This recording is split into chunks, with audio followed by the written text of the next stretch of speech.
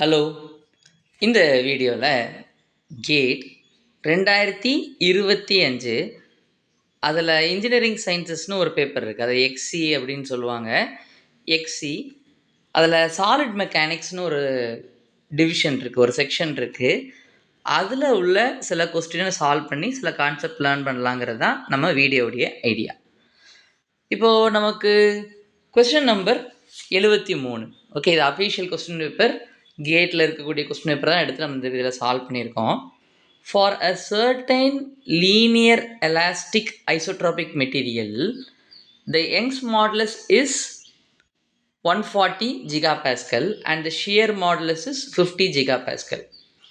The Poisson's ratio for the material is rounded off to 2 decimal places அப்படிங்கிறத நமக்கு கேள்வியாக கொடுத்துருக்காங்க.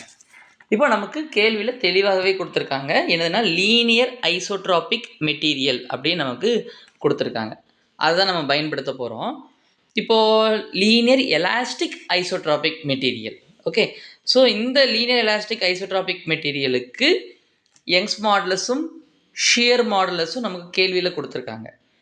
பாய்சான்ஸ் ரேஷியோ அந்த மெட்டீரியலுக்கு என்ன அப்படின்னு கேட்டிருக்காங்க. ஸோ இப்போ நமக்கு என்ன வேணும்? We want to find the relation, we want to find the Poisson's ratio. Poisson's ratio கண்டுபிடிக்கணும். பாய்சான்ஸ் ரேஷியோ வேணும்னா நமக்கு ரிலேஷன் வேணும். யார் யாருக்கு இடையில? Young's modulus E, shear modulus G, Poisson's ratio nu. இந்த மூணுக்கும் இடையில இருக்கக்கூடிய தொடர்பு எனக்கு தெரிஞ்சதுன்னா அந்த என்ன கண்டுபிடிச்சிடலாம்? அந்த பாய்சான்ஸ் ரேஷியோ என்ன, நியூ என்ன அப்படின்னு கண்டுபிடிச்சிக்கலாம். ஸோ இந்த மூணு தொடர்பு படுத்தக்கூடிய ஃபார்முலா என்ன தெரியுமா? ஞாபகம் இருக்கா? For linear elastic material E is equal to 2G into 1 plus new. நான் மறுபடியும் சொல்கிறேன், Young's modulus, shear modulus, Poisson's ratio. சரியா? ஓகே, இப்போ யங்ஸ் மாடுலஸோட வேல்யூ கொஸ்டினில் என்ன கொடுத்துருக்காங்க? 140 GPa அப்படின்னு எனக்கு கொடுத்துருக்காங்க. ஸோ ஷியர் மாடுலஸோட வேல்யூ எனக்கு என்ன கொடுத்துருக்காங்க? ஷியர் மாடுலஸோட வேல்யூ வந்து நமக்கு 50 GPa அப்படின்னு நமக்கு கொடுத்துருக்காங்க. இப்போ அந்த ஃபார்முலா நம்ம சப்ஸ்டியூட் பண்ணலாமா? நான் யூனிட்டோடு சேர்த்தே நான் எழுதுகிறேன், GPa. நான் யூனிட் எப்பொழுதுமே ஸ்கொயர் ப்ராக்கெட் பண்ணுறது உண்டு. ஸோ உங்களுக்கு அது யூனிட் அப்படிங்கிறத தெளிவுபடுத்துறதுக்காக. ஸோ வேல்யூ சப்ஸ்டியூட் பண்ணலாம். 140 GPa into equal to 2 into 50 GPa, 50 GPa multiplied with 1 plus Poisson's ratio nu. எழுதியாச்சா? ஓகே, இப்போ நான் என்ன பண்ண போகிறேன்? 140 GPa, 2 இன்ட்டு 50 எவ்வளவு? 100. ஸோ அந்த 100 நான் என்ன பண்ணிடுறேன்? இந்த பக்கம் எடுத்துகிட்டு வந்துடுறேன். So 100 GPa. ஓகே, இந்த இதை நான் இந்த பக்கம் எடுத்து வந்துடுறேன். ரைட் சைடில் இருக்கிறத நான் லெஃப்ட் சைடு எடுத்துகிட்டு வந்தால் டினாமினேட்டரில் வந்துடும். ஓகே, எனக்கு ரிமைனிங் யார் இருக்கா? 1 ப்ளஸ் நியூங்கிறது பாய்சான்ஸ் ரேஷியோ. இப்போ யார் எனக்கு கேன்சல் ஆயிடுவாங்க? ஜிகாபாஸ்கல் எனக்கு கேன்சல் அவுட் ஆயிரும். ஜிகாபாஸ்கல் கேன்சல் ஆச்சுன்னா ஸோ எனக்கு 140 மட்டும் இருக்குது. நான் இப்போது நான் கேன்சல் அவுட் பண்ணலாமா? 0 கெட் கேன்சல்ஸ்.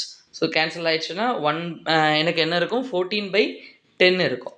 14/10 நான் என்னென்னு எழுதலாம்? 14/10 நான் 1.4ன்னு எழுதலாமா? 14/10 1.4 அப்படின்னு நான் எழுதலாம். ஸோ நியூவை மட்டும் இந்த பக்கம் வச்சுட்டு நான் இப்போ நியூ அந்த பக்கம் வச்சுட்டு 1 அந்த பக்கம் எடுத்துகிட்டு வந்தால் -1. ஸோ 1.4 - 1 இஸ் ஈக்குவல் டு எனக்கு என்ன வரும்? 0.4. ஓகே, இதுதான் நம்முடைய இந்த கேள்விக்கான ஆன்சர்.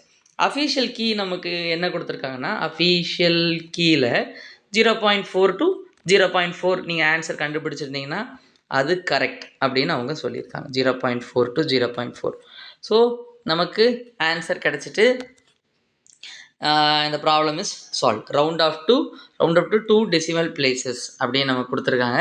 நம்ம என்ன 2 டெசிமல் பிளேஸ்க்கு மேலே வர்ற மாதிரி இல்லை, நமக்கு ஒரே டெசிமல் பிளேஸ் மாதிரி தான் இருக்குது. போதும். Okay, fine. அதோட கம்மியாக இருந்தால் கூட no problem. Okay, thanks a lot for வாட்சிங் the video till the end. நன்றி, பை.